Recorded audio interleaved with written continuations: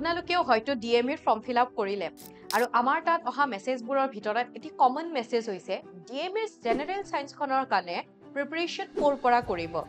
আপোনালোকে হয়তো ডিএমইৰ previous year question পেপাৰত ছায়েন্সৰ কুৱেশ্যনবোৰো দেখিছে। এতিয়া আৰু চিন্তা কৰি নাথাকিব, ই কুহিপাতে ডিএমইৰ এটি কম্প্ৰিহেনচিভ বেটচ ষ্টাৰ্ট কৰিছে, য'ত আপোনালোকে জেনেৰেল ছায়েন্সখনৰ লগতে গোটেইকেইটা ছাবজেক্টৰ গাইডেন্স লাভ কৰিব। আৰু খুব ইম্পৰ্টেণ্ট, এই বেটচটোত আপোনালোকক অসমীয়া আৰু ইংৰাজী দুটা মাধ্যমতে পঢ়োৱা হ'ব। আৰু এই বেটচটোত আপোনালোকে 5টাকে ফুল লেন্থ মক টেষ্ট লাভ কৰিব। সবিশেষ জানিবৰ কাৰণে তলত দিয়া নম্বৰ দুটাত কণ্টেক্ট কৰিব পাৰে। ধন্যবাদ। হেল্ল' এভৰিৱান, কি খবৰ আপোনালোক? আই হোপ ভালে আছে ইয়াতে আৰু ভালকে পঢ়া শুনা কৰি আছে। আমাৰ পৰীক্ষাবিলাক আহিলে, অসম পুলিচ আৰু ডিএমই এক্সাম আহিল অতি ওচৰতে। গতিকে আমি ভাবোঁ যে আদায়ে প্ৰিপাৰেশ্যন ঠিকে চলাই আছে, আশা ৰাখিছোঁ। আৰু আজি আমি ক্লাছটোত ডিছকাছ কৰিম কেইটামান কমন ইৰৰ্ছৰ বিষয়ে। হয়, আপোনালোকে আমাৰ থাম্বনেইলখন দেখি চাগে বুজিছে আমাৰ টপিকটো কি হ'ব। কমন ইৰৰ্ছ সেইবিলাক যিবিলাক আমি সাধাৰণতে নভবাকে কৰি থৈ আহোঁ, কিন্তু আমাৰ কিছুমান তাতে ভুল হৈ থাকে। কেতিয়াবা টেন্সৰ ক্ষেত্ৰত হ'ব পাৰে, কেতিয়াবা প্ৰেপজিশ্যনছৰ ক্ষেত্ৰত হ'ব পাৰে। গতিকে এনেকুৱা বহুত কেইটা টপিকৰ ওপৰত বেছ কৰি পেলাই আজি কমন ইৰৰ্ছৰ ক্লাছটো এইকাৰণে অনা হৈছে, কাৰণ আমাৰ পৰীক্ষাত প্ৰায়ে এইবোৰ বস্তু ভুল হৈ থাকে, ৰাইট? সেইকাৰণে টেগলাইনটো লিখি দিয়া হৈছে যে পৰীক্ষাত এইকেইটা ভুল নকৰিব। ভুল নকৰিবৰ কাৰণে আমি ভুল কি আৰু শুদ্ধ কি জানিব লাগিব। আমি কিছুমান ভুল আজি আঙুলিয়াম, যিখিনি আমি সাধাৰণতে লিখোতে ভুল কৰোঁ, গ্ৰামেটিকেল ইৰৰ্ছ কিছুমান কৰোঁ, সেই ভুলকেইটা আঙুলিয়াই তাৰে শুদ্ধটো কি হ'ব লাগে সেয়াও আমি ডিছকাছ কৰিম। গতিকে গুৰুত্ব দি ক্লাছটো শেষলৈকে চাব। যদিহে প্ৰথমবাৰ আমাৰ ক্লাছ চাবলৈ আহিছে, তেতিয়াহ'লে আই হোপ আপোনালোকে ক্লাছটো চোৱাৰ পিছত ছাবস্ক্ৰাইব কৰিব, আৰু যদি ভিডিঅ'টো ভাল লাগে ডেফিনেটলি শ্বেয়াৰ কৰিব। চ' দেৰি নকৰি আৰম্ভ কৰি দিওঁ আজিৰ ক্লাছটো। আপোনালোক আটাইকে স্বাগতম জনাইছোঁ ই কুঁহিপাঠৰ আন এটা ভিডিঅ'লে। নমস্কাৰ, মই ইমন, আপোনালোকৰ ইংলিছ টিচাৰ, আৰু আমি চলাই আছোঁ পৰীক্ষাৰ কাৰণে প্ৰস্তুতি। আজি লৈ আহিছোঁ কিছুমান কমন ইৰৰ্ছ যিকেইটা পৰীক্ষাত নকৰিলে আমাৰ কাৰণে ভাল। চ' দেৰি নকৰি আমি কুৱেশ্যন আনচাৰ্ছৰ শিতানৰ ফালে আগবাঢ়ি যাওঁ। ইয়াতে কুৱেশ্যন আনচাৰ্ছ নাথাকে, আমাৰ কি থাকিব, ইনকাৰেক্ট এটা চেণ্টেন্স থাকিব, তাৰপিছত আমি কাৰেক্ট চেণ্টেন্সটো কৈ দিম, ঠিক আছে? প্ৰথম ইনকাৰেক্ট চেণ্টেন্সটো চাওঁ। প্ৰথম কি ইনকাৰেক্ট চেণ্টেন্স দিয়া হৈছে, if I would have known I would have helped you. তাৰে অৰ্থটো এইটোৱে যে যদি মই জানিলোহেঁতেন মই তোমাক হেল্প কৰিলোহেঁতেন, বা মই আপোনাক হেল্প কৰিলোহেঁতেন।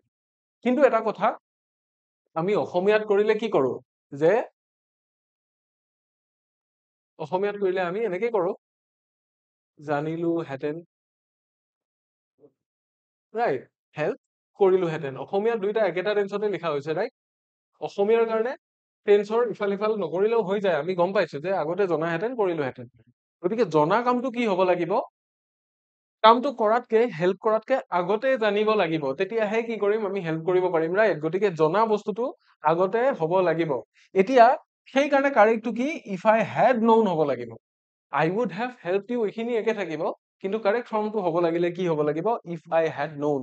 আকৌ ইয়াকে আমি কেনেকে লিখিব পাৰিম, এনেকেও লিখিব পাৰো, had I known,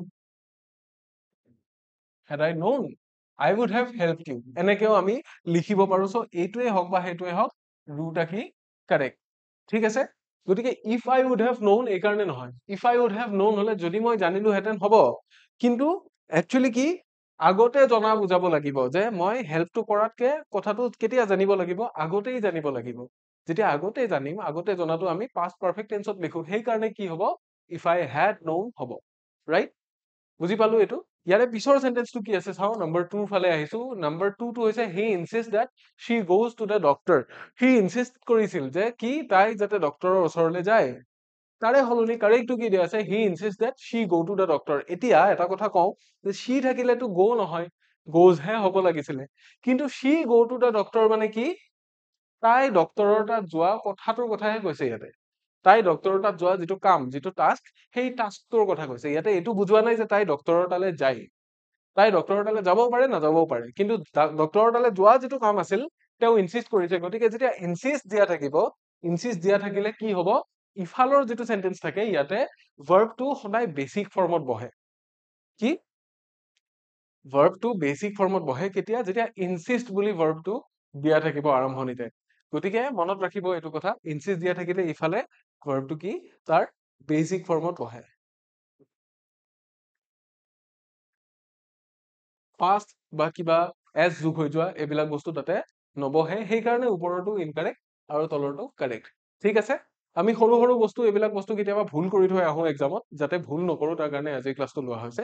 আমি নেক্সট স্লাইডৰ ফালে যাওঁ। যিমান পাৰি সোনকালে ডিছকাছ কৰি যাবলৈ ট্ৰাই কৰিম, কাৰণ বহুত কেইটা কুৱেশ্যন আছে, প্ৰায় 60টা মান এনেকুৱা কমন ইৰৰ্ছ আছে। ইয়াৰে পিছত আৰু আনিম আমি এনেকুৱা কমন ইৰৰ্ছৰ ক্লাছ, আপোনালোকে চাই থাকিব। ইনকাৰেক্ট সেন্টেন্স এটা দিয়া হৈছে, এইটো কি? It is high time you go home, right? It is high time you go home, তাৰ মানে কি যে এইটো সময় হৈছে, এইটো একদম সঠিক সময় হৈছে, মানে হাই টাইম এইটো কিবা এটা কৰাৰ কাৰণে, কি কৰাৰ কাৰণে?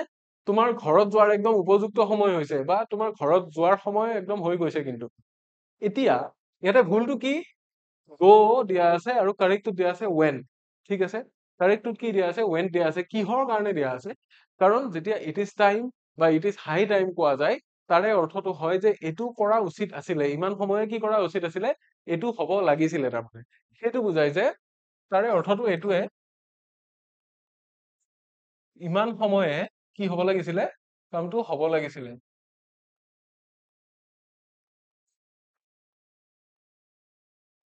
সেইকাৰণে কি কৰা হয়? ইট ইজ টাইম বুলি কোৱা যায়, ইমান সময়ে হ'ব লাগিছিল বুজাই। আৰু সেইকাৰণে কি? It is high time you went home, তাৰমানে কি? এইটো সেইটো টাইম হ'ব লাগিছিল যেতিয়া তুমি অলৰেডি ঘৰ গুচি গৈছা। তাৰমানে তুমি ঘৰত যোৱা সময় অলৰেডি পাৰ হৈ গৈছে, বা তুমি ঘৰত যোৱা উচিত আছিল। সেইকাৰণে কি কৰা হয়? It is high time you go নিলিখি ইউ ৱেন্ট লিখা হয়, ঠিক আছে? 3 নম্বৰটো আমি নিশ্চয় এইখিনি বুজিলো। তাৰে পিছত কি আছে? নেইদাৰ দ্য মেনেজাৰ নৰ দি এমপ্লয়িজ ইজ ৰেছপন্সিবল আছে। তাৰ পিছত আছে নেইদাৰ দ্য মেনেজাৰ নৰ দি এমপ্লয়িজ আৰ ৰেছপন্সিবল। এতিয়া ইয়াতে কি খেলি মেলি এটা হয়? ইয়াতে আমাৰ ইজ আৰু আৰৰ খেলি মেলি এটা হয়। আৰু এটা কথা মই কৈছো যে নেইদাৰ কি আছে? নেইদাৰ আৰু নৰ যেতিয়া ব্যৱহাৰ হ'ব, আমাৰ দুটা সাবজেক্ট ধৰি দিছে ইয়াতে। দ্য মেনেজাৰ এটা সাবজেক্ট আৰু দ্য এমপ্লয়িজ হৈছে কি? আন এটা সাবজেক্ট। এতিয়া দুটা সাবজেক্ট যদি থাকে, ইয়াতে ইজ কেনেকে হ'ব পাৰে? ইজ কেনেকে হ'ব পাৰে? নেইদাৰ নৰে কি কৰে? দুইটাৰ ভিতৰত এটাও নহয় বুজায়, ৰাইট? এইডাৰ অৰ থাকিলেও দুইটাৰ ভিতৰত যিকোনো এটাহে বুজায়। তো যিকোনো এটা সাবজেক্টকেই টাৰ্গেট কৰা যাব ইয়াতে, যিকোনো এটা সাবজেক্টকেই টাৰ্গেট কৰা যাব। এতিয়া মেইন কথাটো হ'ল কোনটো সাবজেক্ট টাৰ্গেট কৰিব আমি জানিম কেনেকে? কাৰণ ইয়াতে যিটো প্ৰথম সাবজেক্ট দিয়া আছে, প্ৰথম সাবজেক্টটো সিঙ্গুলাৰ নাম্বাৰ, দ্য মেনেজাৰ, আৰু যিটো সেকেন্ড সাবজেক্ট দিয়া আছে এইটো হৈছে প্লুৰেল নাম্বাৰ। গতিকে নেইদাৰ নৰ বা এইডাৰ অৰ দিয়া থাকিলে এটা কথা মনত ৰাখিব, যেতিয়া বি ভাৰ্বটো ইয়াতে থাকিব, বি ভাৰ্বটো যেতিয়া থাকিব, বি ভাৰ্বটো সদায় কাৰ লগত এগ্ৰি কৰে? যিটো সেকেন্ড সাবজেক্ট আছে, ইয়াৰে ওচৰত যিটো সাবজেক্ট আছে সেইটোৰ লগত এগ্ৰি কৰে। সো ওচৰত থকা সাবজেক্টটো কি? The employees. যদি দ্য এমপ্লয়িজ ইফালে থাকিলেহেঁতেন তেতিয়া ইজটো কাৰেক্ট হ'লহেঁতেন। নেইদাৰ দ্য এমপ্লয়িজ নৰ দ্য মেনেজাৰ হলে ইজ হ'লহেঁতেন। কিন্তু এতিয়া ইজৰ ওচৰত আছে দ্য এমপ্লয়িজ, গতিকে ইয়াক যদি এগ্ৰি কৰে ভাৰ্বটোৱে, ই কি? ই প্লুৰেল নাম্বাৰ, গতিকে ডেফিনেটলি কি হ'ব নোৱাৰে? ইজ হ'ব নোৱাৰে। সেইকাৰণে আৰ হৈ যাব। বুজি পাইছেনে? যেতিয়া এইডাৰ অৰ নেইডাৰ নৰৰ ক্ষেত্ৰত এটা কমন ৰুল মই কৈ দিছো, এটা ক্লাছ মই কৰিছিলো ইয়াকে লৈ। এইডাৰ অৰ আৰু নেইডাৰ নৰ থাকিলে কি হয়? দুটা দুটা সাবজেক্ট ইন্ট্ৰডিউচ কৰা হয়, দুটা দুটা সাবজেক্ট কোৱা হয়। আৰু সেই দুটা সাবজেক্টৰ হ'ব পাৰে কেতিয়াবা কি দুটা সাবজেক্ট সিঙ্গুলাৰ থাকিব, তেতিয়া আমি সিঙ্গুলাৰ বুলি কৰিম, ভাৰ্বটোৱে সিঙ্গুলাৰ সাবজেক্ট এটা এগ্ৰি কৰিলে হ'ল। কেতিয়াবা হ'ব দুইটা প্লুৰেল সাবজেক্ট থাকিব, যদি দুইটা প্লুৰেল সাবজেক্ট থাকে, ভাৰ্বটোৱে যিকোনো এটা প্লুৰেল সাবজেক্টক এগ্ৰি কৰিলে হ'ল, একেই হ'ব অৰ্থটো। এতিয়া কথাটো হ'ল যদি এটা প্লুৰেল থাকে, এটা সিঙ্গুলাৰ থাকে, তেতিয়া আমি কি কৰিম? এটা প্লুৰেল এটা সিঙ্গুলাৰ থাকিলে, লাইক দিস কেছ, ইয়াতে এটা সিঙ্গুলাৰ আছে, আনটো আছে প্লুৰেল। তেতিয়া কি কৰে? ভাৰ্বটোৱে কোনটোৰ লগত এগ্ৰি কৰিব? যিটো ইয়াৰে একদম ওচৰত আছে। দুটা সাবজেক্ট যিটো ওচৰত আছে সেইটো সাবজেক্টৰ লগত এগ্ৰি কৰিব। সেইটো সাবজেক্ট কি? প্লুৰেল নাম্বাৰ হৈ আছে, সেইকাৰণে এইটো ডেফিনেটলি কি হ'ব? আৰ হ'ব। যদিহে সাবজেক্ট দুটাৰ পজিশন উল্টাই দিয়া হ'লহেঁতেন, the result would have been different. ঠিক আছে? ইয়াতে উল্টাই দিয়া হোৱা নাই, গতিকে আৰটো কাৰেক্ট হ'ব। যদি উল্টাই থাকিলেহেঁতেন তেতিয়াহ'লে ইজ কাৰেক্ট হ'লহেঁতেন। ঠিক আছে? সো এইটো ইমানখিনি এক্সপ্লেইন কৰিবলগীয়া। নিশ্চয় আপোনালোকে বুজি পাইছে বুলি ধৰিছো, কাৰণ ইয়াৰে বিষয়ে আমি এটা ক্লাছ আগতে কৰিছিলো, সাবজেক্ট ভাৰ্ব এগ্ৰিমেণ্টত নকৰিবলগীয়া ভুলবিলাকৰ বিষয়ে। তাৰে পিছত আহিলে 5 নম্বৰ সেন্টেন্সটো, he was the only one of the students who was awarded a scholarship. ঠিক আছে? এতিয়া ইয়াতে কি ভুল আছে? He was the only one, ঠিক আছে? অনলি ওৱান দিয়া আছে, কিন্তু কাৰ? Of the students who was awarded a scholarship. এতিয়া দ্য ষ্টুডেণ্টছ বুলি যদি কয়, দ্য ষ্টুডেণ্টছ, তেতিয়া হি ৱাজ দি অনলি ওৱানটো ইফালে থাকক, হি ৱাজ দি অনলি ওৱানটো সিফালে থাকক। কাৰ? হিৰ লগত এটা বিভাৰ বহিছেই নহয়, এইটোৱে এগ্ৰি কৰি আছে হিৰ লগত। ঠিক আছে? হিৰ লগত ৱাজটোৱে ঠিকেই এগ্ৰি কৰি আছে। হি থাকিলে কি? যদি প্ৰেজেন্ট টেন্স হ'লহেঁতেন ইজ হ'লহেঁতেন। এতিয়া কি? ষ্টুডেণ্টছ কি? হু ৱাজ এৱাৰ্ডেড দিয়া আছে। এতিয়া দ্য ষ্টুডেণ্টছ যদি দিয়া যায়, the students who was awarded তেতিয়া ভুল হ'ব কাৰণ the students টো কি কৰা আছে এইটো প্লুৰেল সেই সকলৰ মাজৰ সি এজন হয় বুজি পাইছো কিন্তু ইয়াতে কি এই ষ্টুডেন্টস খিনিৰ কথা কৈছে যিখিনি এৱাৰ্ডেড হৈছিলে এটা স্কলাৰশ্বিপেৰে সৈতে এইটো এটা different clause right the student who was awarded সেইকাৰণে কি নহয় ইয়াতে was নহয় সেইকাৰণে কি হ'ব কাৰেক্টটো he was the only one of the students who were awarded হ'ব কিয় এতিয়া আমি বহুতে এইটো হৈছে কৈছে কি he was the only one he was the only one yes কিন্তু ইয়াতে এই ফ্ৰেজটো ডিফাৰেন্ট এই ক্লজটোত কি তাৰে কথা কোৱা হোৱা নাই হিৰ কথাটো ইয়াতে মেনশন কৰা হোৱা নাই কাৰ কথা মেনশন কৰিছে of the students who were awarded a scholarship যিখিনিয়ে স্কলাৰশ্বিপ এৱাৰ্ড পাইছিল সেইখিনিৰ কথা কৈছে তাৰে ভিতৰত সি এটা সেইটো এটা ডিফাৰেন্ট ক্লজ কিন্তু এইখিনি এটা ডিফাৰেন্ট ক্লজ সেইটো কাৰণে কি হ'ব where য'ত লিখা আছে সেইটোহে কাৰেক্ট হ'ব ৰাইট ইয়াৰে পিছৰটো কি দিয়া আছে চাও I demand that he is fired immediately এতিয়া চাও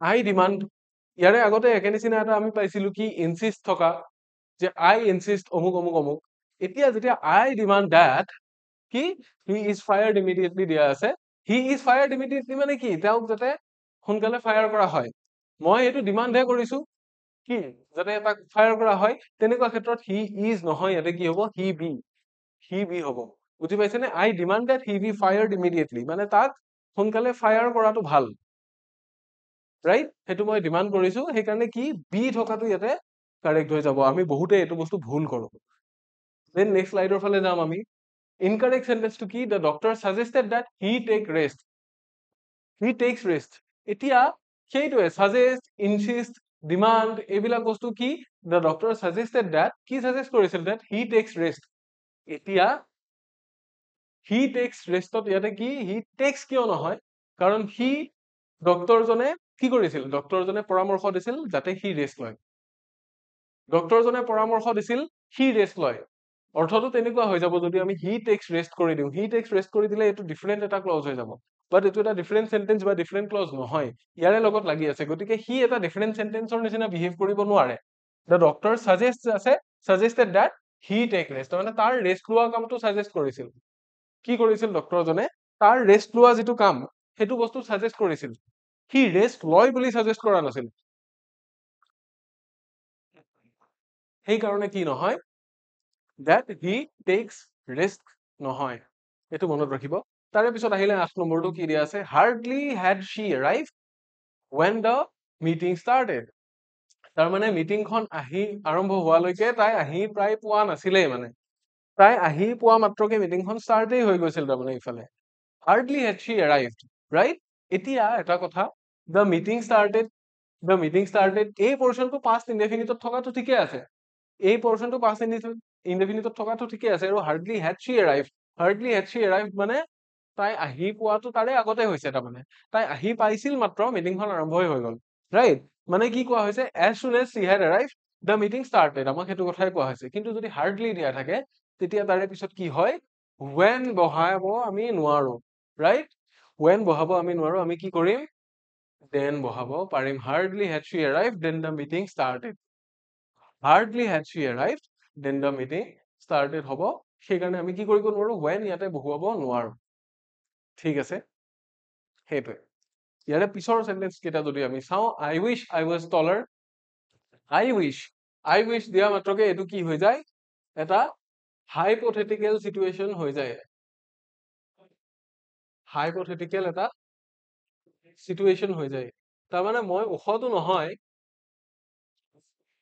মই আশা কৰিছো কাশ মই উখ হলোহেতেন কাশ মই থোড়া লম্বা হৈ যাতা মই কৰো আশা যদি মোৰ হাইট 6 ফুট হলেতেন বা আৰু 2 ইঞ্চি বেছি হলেতেন তেতিয়া আৰু ভাল লাগিলহেতেন নহয় জানো সেইটো আশা কৰা যায় কিন্তু মেইন কথাটো কি মেইন কথাটো হৈছে I wish থকা মাত্ৰকে এটো এটা hypothetical situation হৈ যায় আৰু যেতিয়া hypothetical situation হ'ব তেতিয়া তাৰে পিছত I কি where এই কাৰণে লিখা হয় কাৰণ এটো hypothetical sentence তেনেকুৱা আৰু আছে কি আছে if I were a bird right তাৰমানে যদি মই এটা চৰাই হলোহেতেন কাৰণ নহয় মই চৰাই ৰাইট গতিকে মই চৰাই হোৱাটো কি এটা hypothetical situation বেলেগ মানুহ এজনৰ ক্ষেত্ৰত কোৱা হয় কি বুলি মই যদি তোৰ জেগাত হলোহেতেন মই কিন্তু মাৰিলোহেতেন দেই তাক ভাই এটা মাজতে সংস্কৃত শব্দ এটা উচ্চাৰণ কৰি মই সংস্কৃত তাক মাৰিলোহেঁতেন কেতিয়া যদি মই তোৰ জেগাত হলোহেঁতেন তেতিয়া কেনেকুৱা হ'ব ইফ আই ৱেৰ ইউ তেনেকুৱা হ'ব এইবিলাক কি হাইপথেটিকেল চিটুৱেশ্যনত লিখা চেন্টেন্স সেইকাৰণে আই ৱাজ নিলিখে ইয়াতে আই ৱেৰ লিখে হ'ব তাৰপিছত আছে the police is investigation the crime the police is investigating the crime তেতিয়া কি হয় দ্য পুলিচ বুলি কোৱা মাত্ৰকে পুলিচটো কি নহয় চিংগুলাৰ নহয় প্লুৰেল পুলিচ পুলিচমেন বুলি যদি কয় পুলিচৰ মানুহ এজন দুজন বহুত কেইজন তেনেকে আমি পইণ্ট আউট কৰিব পাৰো কিন্তু দ্য পুলিচ বুলি যদি কয় তেওঁলোক কি দ্য পুলিচটো এটা ডিপাৰ্টমেণ্ট এটা ডাঙৰ ডিপাৰ্টমেণ্ট য'ত বহুত মানুহ আছে এটা গ্ৰুপ সেইকাৰণে তেওঁলোকক কি বুলি কয় the police are investigating the crime right police officer যদি থাকিলেহেঁতেন তেতিয়াহ'লে এজন দুজন আমি ক'ব পাৰিলোহেঁতেন the police officer is investigating the crime ক'ব পাৰো the police officers are investigating the crime but as long as this is the police then we need to use are instead of is গতিকে the second one is correct হ'ল ইয়াৰে পিছৰ কি question দিয়া আছে চাওঁ আমি কুৱেশ্যন নহয় চৰি কাৰণ ছাবজেক্ট ভাৰ্ব এগ্ৰিমেণ্টত হোৱা ভুল কিছুমান দিয়া আছে এতিয়া আমি ইমান সময় কি কৰিলো টেন্সৰ বস্তু কৰিলো নাম্বাৰ পাৰ্চনৰ বস্তু কৰিলো এতিয়া ছাবজেক্ট ভাৰ্ব এগ্ৰিমেণ্টৰ ফালে যদি চাওঁ 11 নম্বৰটো কি দিয়া আছে চাওঁ the number of students R increasing write off students ঠিকে আছে ষ্টুডেণ্টছ হলে আৰে হ'ব লাগিলেহেঁতেন কিন্তু ষ্টুডেণ্টছৰ নাম্বাৰটোৰ কথাহে কৈছে এতিয়া এই নাম্বাৰটো কি হ'ব পাৰে হয়তো 1000 হ'বও পাৰে ৰাইট 1000ও হ'ব পাৰে 10,000ও হ'ব পাৰে কিমান হ'ব পাৰে আৰু 1 মিলিয়নো হ'ব পাৰে 1 লাখো হ'ব পাৰে যি নহওক তাৰমানে সিফালে যিমানেই ডাঙৰ সংখ্যা নাথাকক কিন্তু সেইটো এটা সংখ্যা দ্য নাম্বাৰ বুলি কোৱা মাত্ৰকে কি নাম্বাৰত কিমান কাউণ্ট আছে সেইটো বেলেগ কথা কিন্তু কাউণ্ট কৰি পোৱা নাম্বাৰটো এটাই নাম্বাৰ গতিকে তাক চিংগুলাৰ ইউনিট হিচাপে ধৰা হয় সেইকাৰণে the number of students R increasing নহয় কি হ'ব ইজ ইনক্ৰিজিং হৈ যাব ঠিক আছে আৰৰ সলনি কি হ'ব ইজ হৈ যাব ঠিক আছে তাৰপিছত আহিছে এটা ইনকাৰেক্ট দিছে the bouquet of flowers were on the table এতিয়া ফ্লাৱাৰ্ছৰ কাৰণে বুকেটো কি বুকেটো হৈছে collective noun right collective noun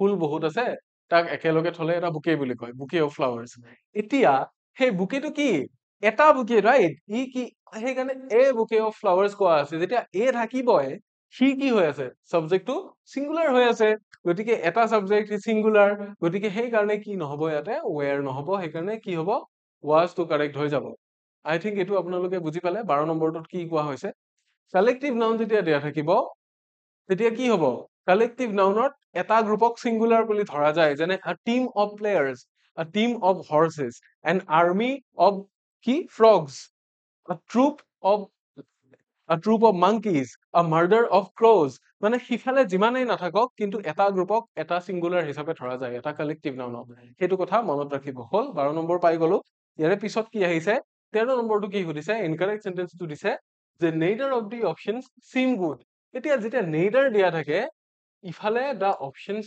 যিমানেই নাথাকক এইট কিমান 4 থাকক 5 থাকক 10,000 থাকক যিমান নাথাকক কি অপশনস যিমানেই নাথাকক নেইডাৰ বুলি কোৱা মাত্ৰকে আমি বুজিম যে তাৰে এটাও নহয় আৰু যেতিয়া এটাও নহয় নেইডাৰ বুলি কোৱা মাত্ৰকে এটোৱে কি বুজায় এটোৱে সিঙ্গুলাৰ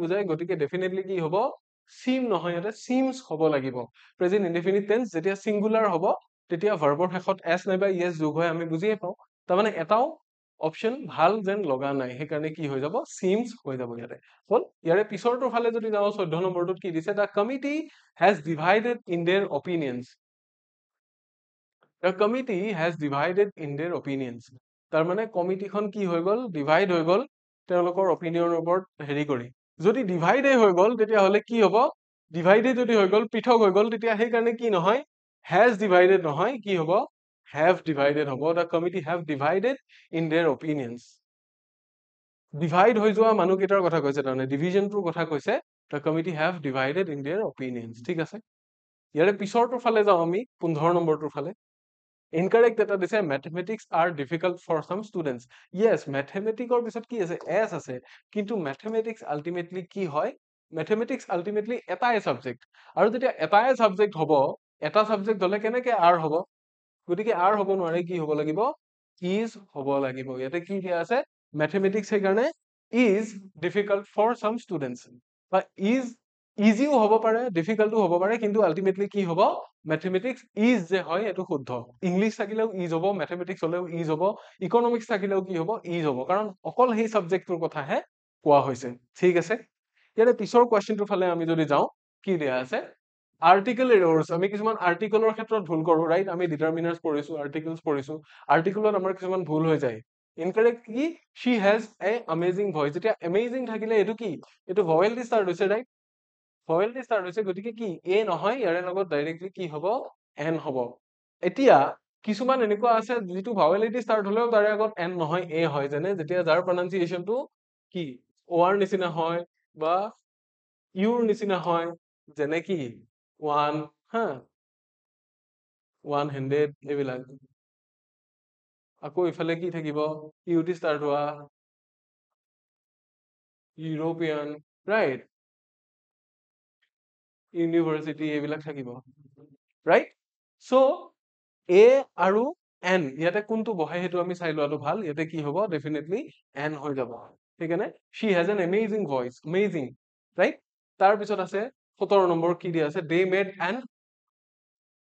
unanimous decision এতিয়া unanimousত কি হৈছে ইউৰ নিচিনাকে pronounce হৈছে এতিয়া সেই কাৰণে কি নহয় ইউনিভাৰ্চিটি এতিয়া ইউ দিয়ে start হৈছে আৰম্ভ হৈছে ইউ দিয়ে ইউনিভাৰ্চিটিটো ইউৰে start হয় আমব্ৰেলাটো ইউৰে start হয় ইউনিক ওয়াৰ্ডটো ইউৰে start হয় কিন্তু কথাটো হল pronunciationটো কেনেকুৱা ইয়াতে pronunciationটো কিহৰ নিচিনা হৈছে pronunciationটো ইউৰ নিচিনা হৈছে ৰাইট আৰ নিচিনা pronunciation হোৱা নাই আৰ নিচিনা pronunciation হোৱা নাই যেটো ইউৰ নিচিনা pronunciation হৈছে গতিকে ডেফিনেটলি কি হ'ব এ হ'ব লাগিব they made a unanimous decision হ'ব লাগিব তাৰে পিছত কি আছে আৰু এটা মন কৰিবলগীয়া কথা he is an MP from our district বুলি কৈছে MP right MP টো কি এটা abbreviation এনেকুৱা আৰু abbreviation বহুত আছে right কি আছে MLA আছে right তাৰ পিছত কি আছে ZPC আছে তাৰ পিছত কি আছে DVD আছে আমি আগতে ব্যৱহাৰ কৰিছিলো DVD PCD right Janmoni Anjana এইবিলাক কি ওলাইছিলে VCD ওলাইছিলে right CD টো এটা কি CD টো এটা abbreviation এতিয়া কথাটো হল এনেকুৱা আৰু কি আছে পাৰ্চনৰ ক্ষেত্ৰতো কি আছে BC আছে এতিয়া প্ৰথম সিলেবলটো কেনেকৈ pronounce হৈছে হেতু এটা কথা MP M টো কি ডাইৰেক্ট মই দি start হোৱা নাই এ ম হৈছে তাৰ মানে এ পৰা start হৈছে যিবোৰত কি হয় pronunciationৰ ক্ষেত্ৰত প্ৰথমতে vowel আহে সেইবোৰ start কৰোতে কি হয় সদায় তাৰে আগত n বহাব লাগিব সেই কাৰণে MLA লিখিলেও কি হ'ব n হ'ব MP লিখিলে n হ'ব right আৰু যদি LLM কিবা এইবিলাক থাকে তেতিয়াও কি হ'ব n হ'ব তাৰে বাহিৰে যদি কি থাকে BC থাকে DC থাকে right secretary কিবা আৰু কিবা কিবি থাকে নহয় CDC থাকে CMD থাকে এইবিলাকৰ ক্ষেত্ৰত সদায় কি হ'ব a বহিব in the sense কিয় কাৰণ তাৰে উচ্চাৰণটো কি নহয় তাৰে উচ্চাৰণটো a o এনেকে আৰম্ভ নহয় তাৰমানে vowelৰ থ্ৰু দি উচ্চাৰণ কৰিব লগা নহয় সিধা কনসনেন্টটো pronounce কৰিব পাৰি যেতিয়া সিধা কনসনেন্টটো pronounce কৰিব পাৰি abbreviationৰ ক্ষেত্ৰত সেই কাৰণে DVD VCD এইবিলাকৰ আগত কি হ'ব a হ'ব MP MLA হা এইবিলাকৰ ক্ষেত্ৰত কি হয় n হ'ব সেই কাৰণে ঠিক আছে abbreviationৰ ক্ষেত্ৰত এটো simple rule সেই কাৰণে he is কি a MP হ'ব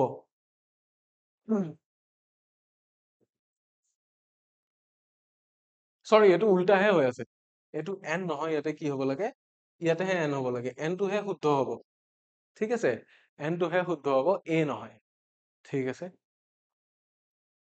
তাৰে পিছত কি আছে চাও আহক she is the most intelligent of the two এতিয়া most intelligent টো কি এটা superlative degree right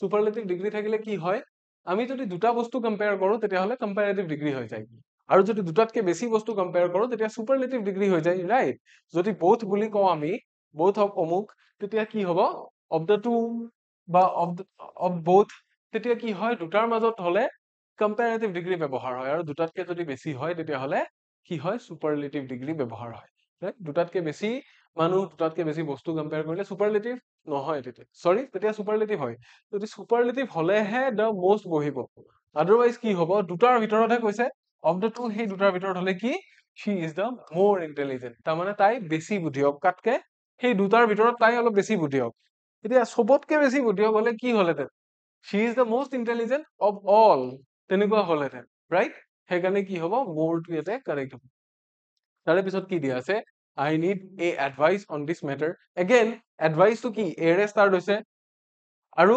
এডভাইচটো আমি যদি তেনেকে ভাবো যে এৰে ষ্টাৰ্ট হৈছে এৰ আগত এন এডভাইচ হ'ব নহয় এডভাইচটো কি কাউন্টেবল নাউন নহয় এডভাইচ লাগেজ তাৰপিছত তেনেকে আৰু কি আছিলে হেয়াৰ ফাৰ্নিচাৰ হা এইবিলাক কি এইবিলাক হেল্প এইবিলাক কাউন্টেবল নাউন নহয় সেইকাৰণে কি হ'ব সদায় ইয়াৰ আগতে সাম হ'ব লাগিব অলপ কিছু ৰাইট মোক কিছু কি লাগে সালাহ লাগে কিছু এডভাইচ ইয়াতে লাগে এ এডভাইচ বা এন এডভাইচ ইয়াতে নহব এইটো হ'ব লাগিব ঠিক আছে ইয়াৰে পিছত কি দিয়া আছে আমি চাওঁ আহক ইয়াৰে পিছত প্ৰেপজিশনৰ কিছুমান এৰৰ দিছে প্ৰেপজিশন কেনেকুৱা যে ইনকাৰেক্ট টু এইটো I have been living here since 5 years এতিয়া 5 years মানে কি 5 বছৰৰ পৰা নেকি নহয় 5 বছৰ ধৰি আমি ইয়াতে কি কৰি আছো বাস কৰি আছো এতিয়া 5 বছৰ যেতিয়া দিয়া থাকিব এইটো কি এইটো পিৰিয়ড অফ টাইম সময়ৰ নিৰ্দিষ্ট পিৰিয়ডটোহে গৈছে ইয়াতে কি কৰা হোৱা নাই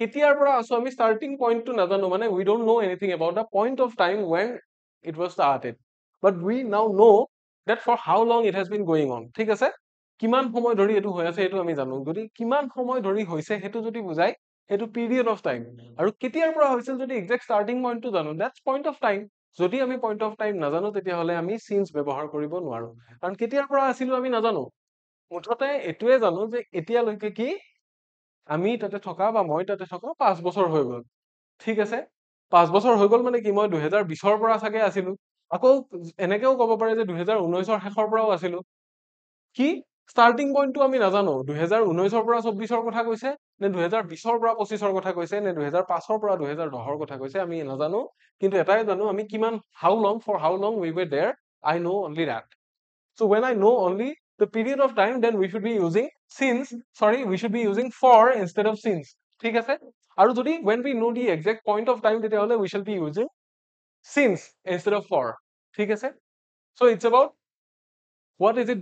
what is being told here ঠিক আছে is it the point of time or is it the period of time তাৰে পিছত আহিলে নম্বৰ 22 কি দিয়া আছে she is addicted with coffee যেতিয়া addicted দিয়া থাকে কিবা বস্তুৰ প্ৰতি আসক্ত কিহৰ প্ৰতি কফিৰ সৈতে আসক্ত নহয় কফিৰ প্ৰতি আসক্ত ৰাইট addicted to থাকিল attracted থাকিলে to হ'ব addicted থাকিলে to হ'ব কি হ'ব to হ'ব লাগিব ইয়াতে for নহয় বা with নহয় ৰাইট সেইটো মনত ৰাখিব সবে preposition ক্ষেত্ৰত এনেকুৱা ভুল আমাৰ হ'ব পাৰে নেক্সট কি আহিলে আমি চাও ইনকাৰেক্ট এটা দিয়া আছে the train arrived on time by my watch এতিয়া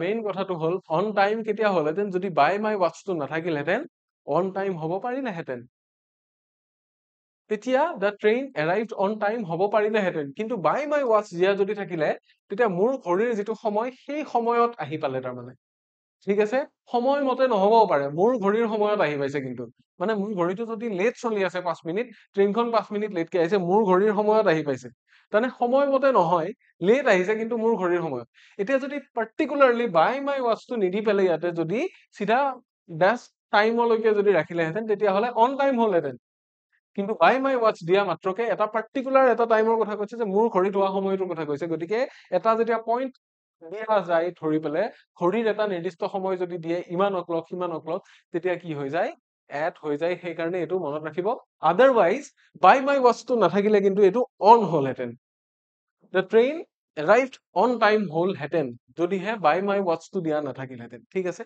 সেইটো তাৰে পিছত নম্বৰ 24ৰ ফালে আমি আহিছো কি দিয়া আছে she is afraid from spiders afraid থাকিলে কি নহয় from নহয় afraid থাকিলে of হৈ যাব ঠিক আছে এইটো ভুল নকৰিব proud থাকিলেও of হ'ব right addicted থাকিলে to হ'ব attracted থাকিলে to হ'ব right সেইখিনি আমি পাই আহিছো তাৰে পিছত কি দিয়া আছে চাওক he is independent from his parents now এতিয়া independent দিলে কি নহয় from নহয় independent থাকিলে of হ'ব independent থাকিলে of হ'ব অলৰাইট independent থাকিলে কি হ'ব of হ'ব বুলি আমি গম পালো সো এইটো ইয়াৰে পিছত কি দিয়া আছে চাওক ৱৰ্ড অৰ্ডাৰ এৰৰ্ছ আমি ৱৰ্ড অৰ্ডাৰ এৰেঞ্জ কৰোঁতে কি কৰোঁ ৱৰ্ড অৰ্ডাৰ মানে বাক্যটোত কোন নম্বৰত কোনটো ৱৰ্ড বহিব সেইটো এৰেঞ্জ কৰোঁতে আমি কেতিয়াবা ভুল কৰি দিওঁ ৰাইট এতিয়া আমি প্ৰায় এটা ভুল কৰা ৱৰ্ড অৰ্ডাৰ এৰেঞ্জমেণ্ট কি জানেনে এইটো সৰি আই লাভ ইউ টু এইটো আমি কি কৰোঁ আই লাভ ইউ টু যদি কওঁ তেতিয়াহ'লে তোমাকো হৈ যাব তাৰমানে মই তোমাকো ভাল পাওঁ মই বেলেগকো ভাল পাওঁ মই তোমাকো ভাল পাওঁ যদি এইটো কাৰেক্ট কৰিব লাগে তেতিয়াহ'লে কি লিখিব লাগিব আজিৰ পৰা আই টু লাভ ইউ লিখিব আই টু লাভ ইউ বা আই অলছ' লাভ ইউ লিখিব লাগিব এতিয়া আই লাভ ইউ টু যদি লিখা যায় তেতিয়াহ'লে ইউ টুটো এটা ডিফাৰেণ্ট কি হৈ যায় ডিফাৰেণ্ট এটা বস্তু হৈ যায় তেতিয়া তাৰমানে মই তোমাকো ভাল পাওঁ হৈ যাব গতিকে কি হ'ব লাগে actually I too love you হ'ব লাগে যদি এইটো কাৰেক্ট হয় ৰাইট এইটো এটা ৱৰ্ড অৰ্ডাৰ এৰেঞ্জমেণ্টত হোৱা ভুল ৱৰ্ড অৰ্ডাৰ এৰেঞ্জমেণ্টত হোৱা ভুল মানুহে বৰ্ডখন দেখিলে ভাবিব ই এসোপা শিকাই আছিলে ইয়াতে ৰাইট কিন্তু ক্লাছটো চালে গম পাব ইয়াতে কি ভুল কৰা হৈছে scarcely she had finished eating when he arrived এতিয়া when he arrived টো ঠিকে আছে scarcely মানে হোৱা নাছিলে প্ৰায় hardly scarcely rarely এইবিলাক একে নিচিনা বুজায় এতিয়া ইয়াতে কি scarcely she had finished এনেকুৱা ক্ষেত্ৰত scarcely কি থাকিব had she finished থাকিব লাগিব ইয়াতে she had finished নহয় এইটো বস্তু কি sheৰ পিছত নবহে sheৰ আগত বহিব scarcely had she finished eating when he arrived তেনেকে লিখিব লাগিব ঠিক আছে সো হেড টো কি হ'ব তাৰে আগত বহিব sheৰ আগত বহিব নেক্সট তোৰ ফালে আমি চাইছো 27 কি দিয়া আছে not only he was late but he was also unprepared এটা he was also unprepared এইটো ঠিকে আছে কিন্তু not only he was late নহয় কি হ'ব লাগিব not only was he late হ'ব লাগিব অকল he কি কৰা নাছিল he অকল not only he was late কলে কি হ'ব যে কেৱল তাৰেই দেৰি হোৱা নাছিল তেনেকুৱা বুজাব কিন্তু এতিয়া দুইটা তাৰ কোৱালিটিৰ কথাই কৈছে যে তাৰ কেৱল দেৰিয়েই হোৱা নাছিল অলসো হি কি সাজু হৈও অহা নাছিল তাৰমানে আনপ্ৰিপেয়াৰ্ডো আছিল গতিকে not only was he late হ'ব লাগিব এইটো কাৰেক্ট পিছত দিয়াটো বুজি পালে তাৰ পিছত কি আছে নম্বৰ 28 ত দিয়া আছে no sooner we had left then it started raining no sooner সেইকাৰণে কি হ'ব had we left হ'ব ইয়াতে no sooner we had left নহয় no sooner had we left হ'ব had we left then it started raining তাৰমানে আমি যাবলৈ পাইছিলোহে গৈছিলোহে মাত্ৰ বৰষুণ দিবলৈ ধৰিলেই তেনেকুৱা এটা অৰ্থ বুজায় ঠিক আছে নম্বৰ 28 আমি গম পাই গলো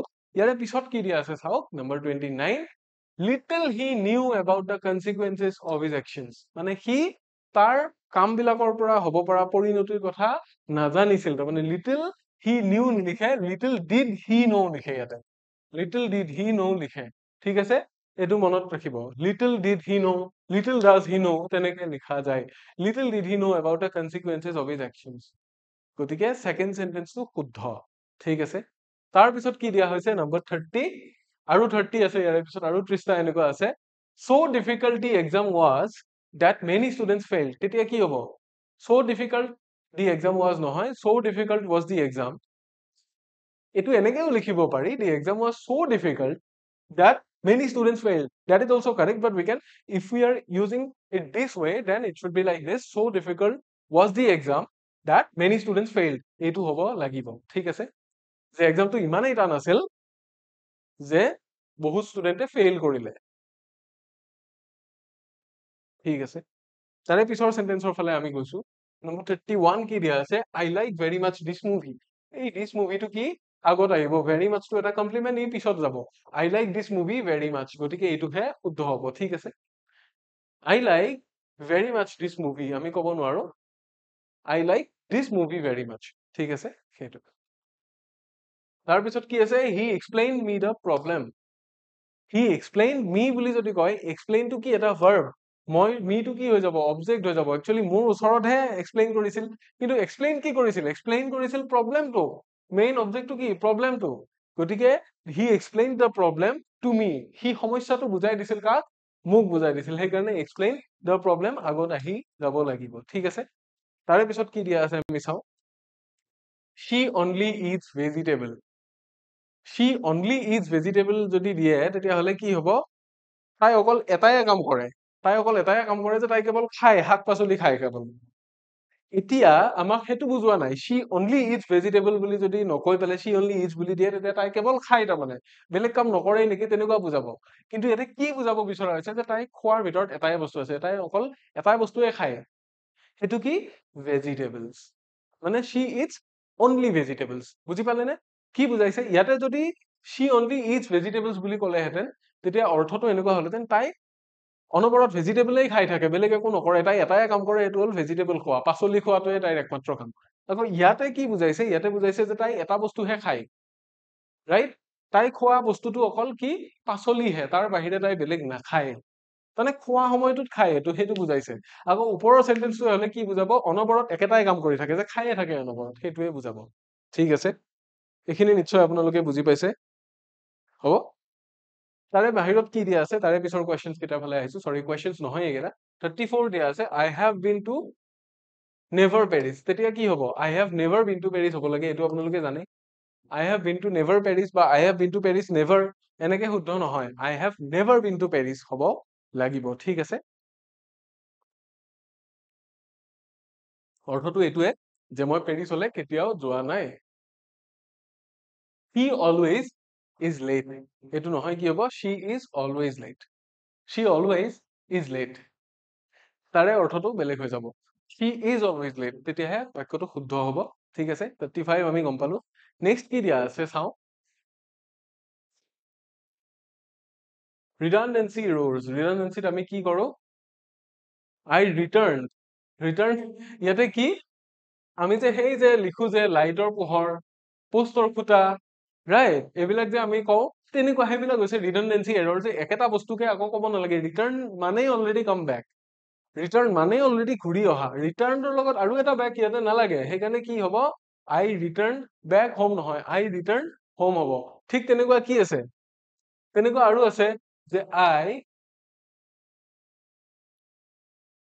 এন্টাৰ্ড যদি দিয়া থাকে তাৰ মানে অলৰেডি প্ৰৱেশ কৰা এন্টাৰ টু দ্য ৰুম এইটো এটা ভুল ৰাইট এইটো এটা ভুল কি হ'ব লাগিব টু নাথাকিব টু মানে লৈকে প্ৰতি এইবিলাক আৰু নাথাকে আই এন্টাৰ্ড টু আই এন্টাৰ্ড ইন এইবিলাক ক'বই নালাগে আই এন্টাৰ্ড দ্য ৰুম বুলি ক'লে শুদ্ধ চ' এনেকুৱা আৰু এটা আছে এইটো ৰিডানডেন্সি এৰৰ ইয়াৰে নিচিনা সেইটো আৰু এটা আছে ৰাইট চ' সেইকাৰণে কি হ'ব আই ৰিটাৰ্ণ হোম হ'ব ইয়াতে আৰু বেক নালাগে ঠিক আছে she is my cousin sister এতিয়া কাজিন বুলি ক'লেই হ'ল কাজিন বুলি ক'লেই হ'ল কাজিন বুলি ক'লে ব্ৰাদাৰ চিষ্টাৰ চব ইনক্লুড কৰি লয় কাজিন চিষ্টাৰ বুলি নকয় either it has to be she is my sister or it has to be she is my cousin ঠিক আছে কাজিন চিষ্টাৰ বুলি ক'লে বস্তুটো ভুল গতিকে কি she is my cousin বুলি ক'লে বুজি পাব ইয়াত right she is my sister বুলিও ক'ব পাৰে সেইটো বেলেগ কথা কিন্তু কাজিন আৰু চিষ্টাৰ একেলগে নহয় কাজিন ব্ৰাদাৰ নহয় কাজিন চিষ্টাৰ নহয় এইকেইটা ভুল নকৰিব ঠিক আছে Number 38 ৰ ফালে যদি আমি যাওঁ কি দিয়া আছে the reason why he left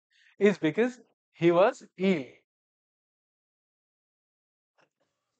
যিটো কাৰণে সি গ'ল তাৰে কাৰণ হ'ল সি বেমাৰী সেইটো নহয় যিটো কাৰণে সি গ'ল সেইটো হ'ল সি বেমাৰী বা তাৰ বেমাৰ হৈ আছিলে গতিকে এটা ৰিজন কোৱা মাত্ৰকে কাৰণটোৰ কথাই কৈছে বিকজ বুলি আমি আকৌ কিয় কাৰণটোৰ কথা ক'ম the reason he left is that he was ill সি গ'ল কাৰণ তাৰ বেমাৰ হৈছিলে সি এই কাৰণেই গ'ল কাৰণ তাৰ বেমাৰ হৈছিলে তেনেকে ক'লে বস্তুটো ভুল হ'ব ৰাইট গতিকে কি সি গ'ল কিয় কাৰণ তাৰ বেমাৰ হৈছিলে ৰাইট এইটোৱে তাৰে পিছত কি আছে নম্বৰ 39 নম্বৰ 39 দিয়া হৈছে they entered into the room yes exactly যেটো মই কৈছিলো যদি enter থাকে enter মানে ভিতৰলৈ সোমাই যোৱা enter মানে ভিতৰলৈ প্ৰৱেশ কৰা তাৰ মানে মোৰ বন্ধু এজন suppose কৃষ্ণ শৰ্মা বুলি এজন ল'ৰা ৰুমটোত সোমাই আহিলে তেতিয়া মই সিধা এনেকে ক'ব পাৰিম যে he entered the room তানে ৰুমটোত প্ৰৱেশ কৰিলে ৰুমটোৰ ভিতৰলৈ প্ৰৱেশ কৰিলে ৰুমটোলৈ প্ৰৱেশ কৰিলে ৰুমটোত প্ৰৱেশ কৰিলে আৰু কোৱাৰ দৰকাৰ নাই ঠিক আছে সেইকাৰণে enter মানে অলৰেডি এন্টাৰে বুজাইছে যে ইনটু তাৰ মানে প্ৰৱেশ কৰা তাৰে পিছত আৰু এটা ইনটু নালাগে ৰুমটোৰ ভিতৰলৈ প্ৰৱেশ কৰিলে বুলি নকয় ৰুমটোত প্ৰৱেশ কৰিলে প্ৰৱেশ মানেই ভিতৰলৈ সোমোৱা গতিকে দুবাৰ ক'ব নালাগে ৰাইট গতিকে they entered the room এইটো শুদ্ধ ঠিক আছে তাৰে পিছত কি আছে he himself personally completed the task তেতিয়া কি হ'ব himself যদি থাকে আকৌ personally এটা ইয়াতে লাগে জানো ৰাইট নালাগে আৰু he himself থাকিলে himself টো আমি usually কি কৰো পিছত লিখো he completed the task himself এতিয়া হি হিমসেল্ফ পাৰ্চনেলি সি নিজেই ব্যক্তিগতভাৱে দৰকাৰ নাই ইয়াতে ব্যক্তিগতভাৱেই কৰিছে অবভিয়াছলি যদি হিমসেল্ফ আৰু যদি হিমসেল্ফে হয় তেতিয়াহ'লে তাক আমি ইয়াতে পিছত লিখিম right he completed the task himself বা he completed the task personally তেনেকেও আমি কৰিব পাৰো ৰাইট হিমসেল্ফ নাইবা পাৰ্চনেলিৰ আমি এইখিনিৰ পৰা কি কৰিব পাৰো এইডাৰ হিমসেল্ফ লিখিব পাৰো নহলে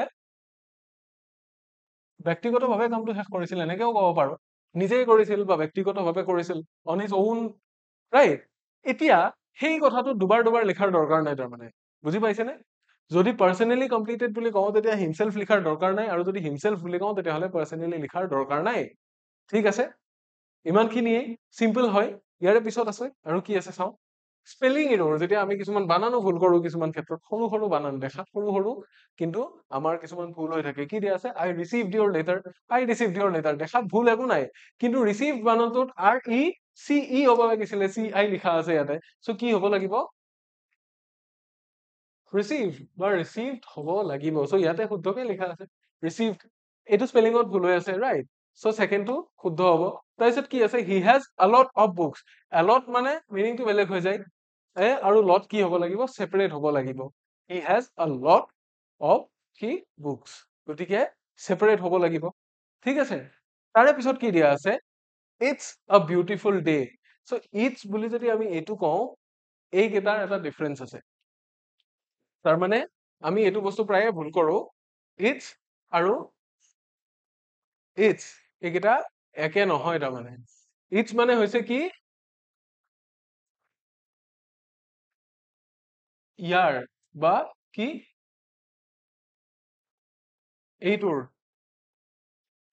আৰু ইটস এইটো মানে হৈছে শৰ্ট ফৰ্ম অফ কি ইট ইজ ইট ইজ যদি লিখিব খুজিছে তেতিয়াহ'লে ইটস হ'ব আদাৰৱাইজ কি হ'ব ইটস সেই ওপৰৰ ইটসটো হ'ব এইটো মনত ৰাখিব বুজি পাইছে যেতিয়া এপষ্ট্ৰফি দি পেলাই লিখা হয় তেতিয়া এইটোৱে বুজাই যে তাৰে লং ফৰ্মটো কি ইটস সেই কাৰণে ইটস আ বিউটিফুল ডে হ'ব সেইটোৱে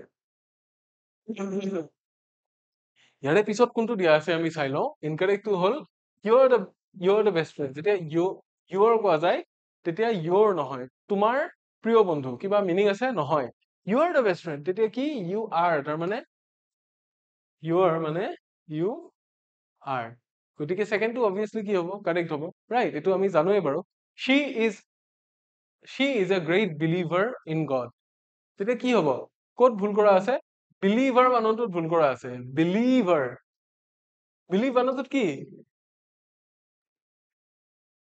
আইটো আগত আহে ইয়াতে কি কৰা হৈছে আইটো পিছত দিছে ইটো আগত দিছে গতিকে এই স্পেলিংটো ভুল কৰা আছে এনেকুৱা সৰু সৰু কিছুমান বস্তু ভুল কৰি দিয়া থাকে কেতিয়াবা ঠিক আছে স্পটিং এৰৰ্ছত আমাৰ এনেকুৱা বস্তু আহিব পাৰে তেতিয়া আমি কি কৰিব লাগিব তেতিয়া আমি কাৰেক্ট স্পেলিংটো বিচাৰি উলিয়াব লাগিব যে এইটোহে কাৰেক্ট হয় she is a great believer in God এইটোহে কাৰেক্ট হ'ব ঠিক আছে 45 টো আমি বুজি পালো নেক্সট কি দিয়া আছে চাওঁ পাংচুৱেশ্যনৰ এৰৰ আছে পাংচুৱেশ্যন মানে হৈছে যতি বা বিৰাম চিহ্ন কৰবাত আমি কমা দিওঁ কৰবাত নিদিওঁ কৰবাত ফুল ষ্টপ দিওঁ কৰবাত নিদিওঁ কৰবাত কলম কৰবাত সেমিকলন এইবিলাক বস্তু আমি ভুল বশতঃ কেতিয়াবা দিওঁ কেতিয়াবা নিদিওঁ let's go to the park let's তাৰমানে কি লেটস মানে আলটিমেটলি লেট আছ আৰু যেতিয়া এনেকে লিখা যায় লেট আছ তেতিয়া কি হ'ব লাগে এইটো এপষ্ট্ৰফি এছটো থাকিব লাগে তেতিয়াহে বস্তুটো কাৰেক্ট হ'ব লেটস বুলি যদি কোৱা যায় তেতিয়া বস্তুটো ভুল হ'ব সেইকাৰণে কি হ'ব লাগিব পাংচুৱেশ্যনত আমি এপষ্ট্ৰফিটো ইয়াতে লাগিব এপষ্ট্ৰফিটো নিদিলে কি হ'ব এইটো ভুল হৈ যাব সেইকাৰণে let's go to the park সেকেন্ডটোহে correct I like apples bananas and oranges কি কৰা হোৱা নাই ইয়াতে কি কৰা হোৱা নাই কমা কেইটা দিয়া হোৱা নাই এপলছ বানানাছ এণ্ড অৰেঞ্জেছ ইয়াতে এতিয়া এনেকুৱা লাগিছে যে এপল বানানাছ আপেল কল এটাই বস্তু নেকি তেনেকুৱা লাগিছে কি দুটা বস্তু বেলেগ বেলেগ আপেল কল আৰু কমলা ৰাইট গতিকে সেইকাৰণে এপলছ বানানাছ এণ্ড অৰেঞ্জেছ কওঁতে আমি যেনেকে কওঁ আমাক সেই বস্তুটো লিখোতেও লাগে কওঁতেও পাংচুৱেশ্যন লাগে লিখোতেও পাংচুৱেশ্যন লাগে ৰাইট সেইকাৰণে আমি পাংচুৱেশ্যনক গুৰুত্ব দিব লাগিব ৰাইট 47ৰ সেকেন্ড সেন্টেন্সটোত সেইখিনি আছে নেক্সট কি দিয়া আছে আমি চাই লওঁ নম্বৰ 48 48ত দিয়া আছে যে এটা incorrect she said I am happy এতিয়া চাও she said I am happy বাকি একে আছিলে আমি যিখিনি স্পিচ আছে যিখিনি কোটেশনছ আছে সেইখিনি কোটেশন মাৰ্কৰ ভিতৰতে লিখিছো 6699 বুলি কয় এইটো কিয় 6699 ৰ নিচিনা দেখি যে ইয়াতে কি লিখা আছে যে I am happy, মই সুখী, ঠিক আছে বুজিলো। এতিয়া she said আৰু I am happy একেটা ক্লজ নে? একেটা ক্লজটো নহয়, এটা ৰিপৰ্টিং ক্লজ, এটা ৰিপৰ্টেড স্পীচ। যেতিয়া দুটা ক্লজ লিখা হয় বেলেগ বেলেগকে, মাজত যদি কনজাংচন নাথাকে সেই দুটাক বেলেগ কৰিব লাগিব। কিয়? কমা এটা বহুৱাব লাগিব তেতিয়া। কমাটো বহুৱালেহে দুইটা ক্লজ যে বেলেগ বেলেগ বা দুইটাৰ মাজত যে সেপাৰেশ্যন এটা আছে বা এটা যে কিবা এটা ডিফাৰেন্স এটা আছে তেতিয়াহে আমি গম পাম। সেইকাৰণে কি ডাইৰেক্ট বা ইনডাইৰেক্ট নেৰেশ্যন লিখোতেও এই বস্তুটো চাব লাগে সদায়। এই বস্তুটো সদায় চাব লাগে। Suppose she said that she was happy, ইয়াৰ পৰা যদি ডাইৰেক্ট নেৰেশ্যন কৰিবলৈ দিছে, ইয়াতে ডাইৰেক্ট নেৰেশ্যন বুলি দুইটা অপচন দিয়া থাকিব। আমি যদি ভুলতে নোচোৱাকে এইটো টিক কৰি থৈ আহো, আমাৰ কিন্তু ভুল হৈ যাব। কোনটো হ'ব লাগিব? ছেকেণ্ডটো হ'ব লাগিব, কাৰণ ৰিপৰ্টেড স্পীচ আৰু ৰিপৰ্টিং ক্লজৰ মাজত কি থাকে? এটা কমা থাকে, থাকিবই লাগিব। আদাৰৱাইজ ইয়াৰ জেগাত কনজাংচন হ'লহেঁতেন কিবা এটা। কনজাংচন কি হ'ব পাৰে? ডেট হ'ব পাৰে, ইফ ৱেডাৰ এইবিলাক হ'ব পাৰে, WH ৱৰ্ড হ'ব পাৰে, যিকোনো হ'ব পাৰে, ৰাইট? সেইটোৱে। তাৰে পিছত আহিলো নম্বৰ 49 RCBৰ ফালে। কি দিয়া আছে? হুজ কামিং টু দ্য পাৰ্টি। এতিয়া হুজ বুলি যদি এনেকে কোৱা যায়, আমাক কি লাগিছিলে? হুজ মানে এইটো হৈছে কি? হুজ মানে হৈছে কাৰ। পাৰ্টিলে কাৰ আহি আছে বুলি কওঁ? হুজ পেৰেণ্টছ হলে মিলিব। হুজ parents R coming to the party. এতিয়া হুজ বুলি যদি কোৱা যায় তেতিয়া কি হ'ব? এইটোহে কাৰেক্ট হ'ব। কিয়? কাৰণ এইটো এটা শৰ্টকে লিখা হৈছে, তাৰ মানে ultimately who is, right? Who is মানে হৈছে হুজ। শৰ্ট ফৰ্ম যেতিয়া লিখিম তেতিয়া আমি এপস্ট্ৰফিটো ব্যৱহাৰ কৰা উচিত, আদাৰৱাইজ এইটো কি হৈ যাব? ইনকাৰেক্ট হৈ যাব। সেইকাৰণে শৰ্ট ফৰ্ম লিখোতে কি কৰিব লাগে? এপস্ট্ৰফিটো ব্যৱহাৰ কৰিব লাগে। আৰু ইয়াতে যদি আমি ইটো নিদিলেওহেঁতেন তেতিয়াও এইটো ভুল হৈ যাব। ইটো নিদিলেও ভুল হৈ যাব, তেতিয়াও এইটো ইনকাৰেক্টে হ'ব, ৰাইট? ইনকাৰেক্টে হ'ব। চ' কাৰেক্ট কোনটো? এইটো হুজ। তাৰমানে হু ইজ। হুজ নেক্সট, তাৰমানে নেক্সট কোন? হু ইজ নেক্সট, সেইটো সোধা হৈছে, ৰাইট? তেনেকুৱা, সেইকাৰণে এইটো কাৰেক্ট হ'ব। তাৰপিছত আছে the books cover is turn. The books cover তাৰমানে কি? দ্য বুকছ কভাৰ বুলি যদি কোৱা যায় তেতিয়াহ'লে কিতাপখিনি কিবা এটা বস্তু কাভাৰ কৰে বুলি বুজোৱা যাব। কিতাপখিনিৰ বুলি বুজোৱা নাযাব। দ্য বুকছ কভাৰ কেতিয়া হ'ব? যেতিয়া দ্য বুকৰ লগত কি থাকিব? এপস্ট্ৰফি এছ থাকিব, ৰাইট? দ্য বুকছ বুলি ক'লে যদি এপস্ট্ৰফিটো দিয়া নাযায় তেতিয়াহ'লে এইটো কি হৈ যাব? এইটো প্লুৰেল নাম্বাৰ লিখাৰ নিচিনা হৈ যাব। আমাক কি লাগে? আমাক লাগে যে কিতাপখিনিৰ বা কিতাপখনৰ সেই বস্তুটো হলে কি হ'ব? ইয়াতে এপস্ট্ৰফি এছ লিখিব লাগিব, আদাৰৱাইজ এইটো প্লুৰেল নাম্বাৰ হৈ যাব। ঠিক আছে, ইয়াৰে পিছত কি লিখা আছে বা কি দিয়া আছে আমি চাওঁ। মিছেলেনিয়াছ এৰৰ্ছ কেইটামান দিয়া আছে, চব মিক্স কৰি পেলাই দিয়া আছে, এটা নিৰ্দিষ্ট ভাগৰ পৰা নহয়। কি? The sceneries were beautiful. Sceneries, right? চিনাৰীটো অবভিয়াছলি এটা কি? চিনাৰীটো ক'ৰ পৰা হৈছে? চিনৰ পৰা হৈছে। চিনাৰীটো অবভিয়াছলি এটা কি হয়? প্লুৰেল নাম্বাৰ হয়। আকৌ তাৰে পৰা চিনাৰীজ হ'ব নোৱাৰে। চিনছ হ'ব পাৰিব বা চিনাৰী হ'ব পাৰিব। চিনাৰীটো অবভিয়াছলি এটা প্লুৰেলে হয়, অলৰেডি প্লুৰেল এটা হয়। তাতে আৰু এক্সট্ৰাকে প্লুৰেল লগাব দৰকাৰ নাই তাৰমানে। ঠিক আছে, গতিকে কি? দ্য চিনাৰী ৱাজ বিউটিফুল, সেইকাৰণে হ'ব দ্য চিনাৰীজ ৱেৰ বিউটিফুল নহয়, দ্য চিনাৰী ৱাজ বিউটিফুল। ঠিক আছে, ছেকেণ্ডটো সেইকাৰণে কাৰেক্ট হ'ব। তাৰপিছত কি দিয়া আছে? হি told that he was sick. He told that he was চিক। এতিয়া সি কৈছিল যে তাৰ বেমাৰ হৈছে, সেইটো কৈছে। এতিয়া হি টল্ড বুলি যদি কয় তেতিয়াহ'লে কাৰোবাৰ আগত কোৱা হ'ব লাগিব, কাৰোবাক আহি ক'ব লাগিব। কাক কৈছে সেইটোতো মেনশ্যন কৰা নাই, গতিকে ডেফিনেটলি আমি কি কৰিম? ইয়াতে হি ছেড লিখিব লাগিব। হি ছেড দেট হি ৱাজ চিক, তাৰমানে সি কথাটো জাষ্ট কৈছিল, তাৰ মুখেৰে ওলাইছিল। মোক আহি যদি কৈছিল তেতিয়াহ'লে মেনশ্যন কৰিব লাগিব যে he told me that he was sick, right? He told him that he was sick, he told any other person that he was sick, তেতিয়াহ'লে কি কৰিব লাগিব? উই নিড টু মেনশ্যন কি? whom it was told to, সেইটো আমি mention কৰিব লাগিব। ঠিক আছে, ইয়াতে যদি অবজেক্ট মেনশ্যন কৰা নাথাকে আমি ডাইৰেক্ট টল্ড লিখিব নোৱাৰো। টল্ড থাকিলে অবজেক্ট লাগিব তাৰমানে, ৰাইট? হি টল্ড দেট কৈছিল যে, কাক কৈছিল সেইটো মেণ্ডেটৰী ইয়াতে। আৰু যদি হি ছেড তেতিয়াহ'লে জাষ্ট সি মুখেৰে কৈ দিছিল, মানে কি কাৰোবাক আহি কৈ দিয়া নাছিল, সি তাৰ মুখেৰে ওলাইছিল এইটো কথা, এষাৰ কথা কৈছিল। আৰু সি তাৰমানে কি কৰিছিল? হাৱাতে কথাটো কৈছিল, আৰু কোনোবাই শুনিলে শুনিলে, নুশুনিলে নাই, তেনেকুৱা।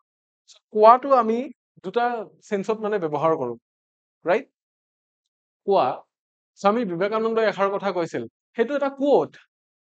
আকৌ যদি স্বামী বিবেকানন্দই মোক কৈছিল যে তুমি অমুক কৰিবা দেই, তেতিয়া কি হৈ যাব সেইটো এটা মোক ডাইৰেক্টলি এড্ৰেছ কৰা এটা বস্তু হৈ যাব সেই তেতিয়া কি কৰিব লাগিব আমি কাক কৈছিল দিব লাগিব সো ইয়াতে কাক কৈছিল যেতিয়া দিয়া হোৱা নাই গতিকে ডেফিনেটলি হি সেড হ'ব লাগিব ঠিক আছে ইমানখিনি ডিফাৰেন্স ইয়াৰে পিছত কি দিয়া আছে আমি চাওঁ ইনকাৰেক্ট দিয়া আছে আই এম হেভিং আ কাৰ আই এম হেভিং নহয় কাৰ এখন মই ওন কৰি আছো নেকি নাই মই ওন কৰো কাৰ এখন মোৰ আছে তেতিয়া আই হেভ আ কাৰ ডেফিনেটলি এইটো শুদ্ধ হ'ব ৰাইট তাৰপিছত কি আছে the baby cried hardly hardly লিখি দিয়া মাত্ৰকে কি হৈ যায় জানেনে হাৰ্ডলিটো এটা বেলেগ হৈ যায় হাৰ্ড মানে কি জোৰে হাৰ্ড মানে জোৰে হাৰ্ডটোৱে কি বুজায়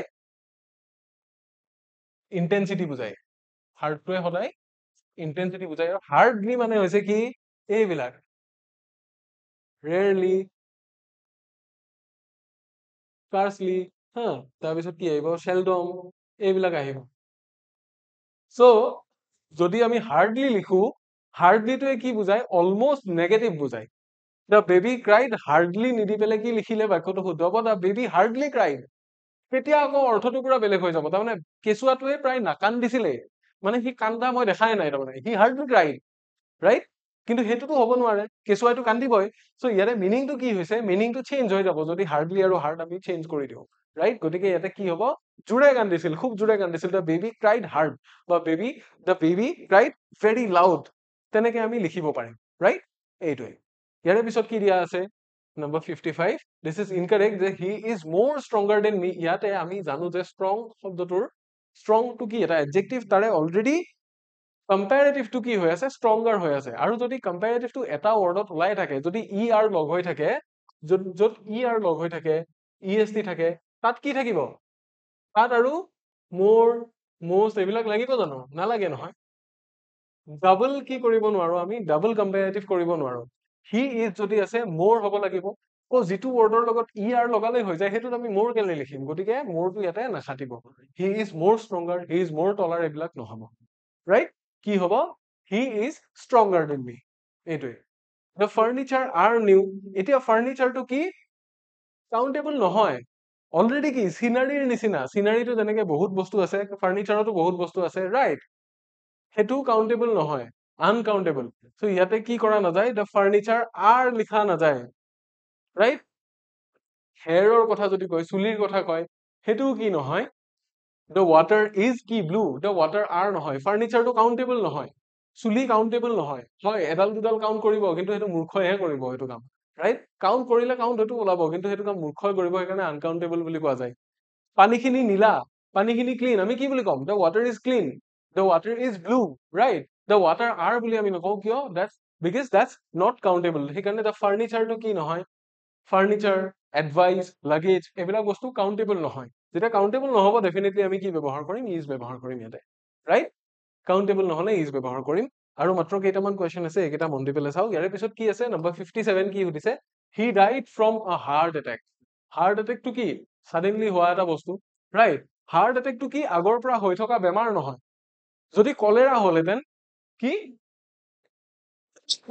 ফ্ৰম কেতিয়া হয় যেতিয়া নিজে কিবা এটা কজ ক্ৰিয়েট কৰে he died from over eating হ'ব পাৰিলেহেঁতেন হাৰ্ট এটেকটো কি এটা ফিজিকেল কণ্ডিশ্যন সাডেনলি হ'ল আৰু মৰি থাকিলে তেতিয়া কি হ'ব he died of heart attack suddenly মৰিলে কাৰ এক্সিডেণ্ট হলে he died of car accident হ'ব হি ডাইড ফ্ৰম কি হ'ব মেলেৰিয়া হ'ব পাৰে যে মেলেৰিয়া আগৰ পৰা হৈ আছিলে হাৰ্ট এটেক আগৰ পৰা হৈ নাথাকে হাৰ্ট এটেক মানুহৰ সাডেনলি হয় he died of a pressure stroke right তেনেকে আমি লিখিব পাৰো আকৌ যদি হি ডাইড ফ্ৰম কেঞ্চাৰ যদি থাকে তেতিয়া হি ডাইড ফ্ৰম কেঞ্চাৰ হ'ব ৰাইট তেনেকুৱা he died of N accident কিয় কয় কাৰণ এক্সিডেণ্টটো ইনষ্টেণ্টলি হয় হাৰ্ট এটেকটো ইনষ্টেণ্টলি হয় প্ৰেছাৰ ষ্ট্ৰকটো মানুহৰ ইনষ্টেণ্টলি হয় ৰাইট তেনেকুৱা ধৰণৰ কথা তাৰপিছত কি আছে I went to abroad last year এতিয়া এব্ৰড যদি লিখা থাকে তাৰ মানে অলৰেডি বাহিৰলৈ তাতে লৈটো কানেক্ট হৈ আছে তাতে টুটো অলৰেডি লাগি আছে তেতিয়া আৰু এটা টুৰ দৰকাৰ নাই আই ৱেণ্ট টু এব্ৰড নহয় I went abroad last year হ'ব ঠিক আছে কি হ'ব I went abroad last year will be the correct sentence ঠিক আছে আৰু কি দিয়া আছে ইনকাৰেক্ট এটা দিয়া আছে যে she enjoys to swim ইয়াতে যদি she enjoys লিখা আছে তাৰমানে তাই কিবা এটা বস্তু এনজয় কৰে কি সাঁতুৰিবলৈ ভাল পায় নহয় তাই সাঁতুৰি ভাল পায় সাঁতুৰা কামটো ভাল পায় গতিকে ইয়াতে আমাক কি লাগিব এইটো হৈছে ইনফিনিটিভ যেতিয়া তোৰ পিছত মেইন ভাৰ্বটো লিখা যাব ইনফিনিটিভ ৰাইট আমাক ইয়াতে ইনফিনিটিভ নালাগে আমাক কি লাগে জেৰাণ্ট লাগে সাঁতুৰা কামটোৰ কথা কৈছে তাৰমানে জেৰাণ্ট লাগে জেৰাণ্ট লাগিলে কি হ'ব মেইন ভাৰ্ব প্লাছ আইএনজি হৈ যাব, যিটো নাউনৰ নিচিনাকে ইউজ হ'ব, ৰাইট?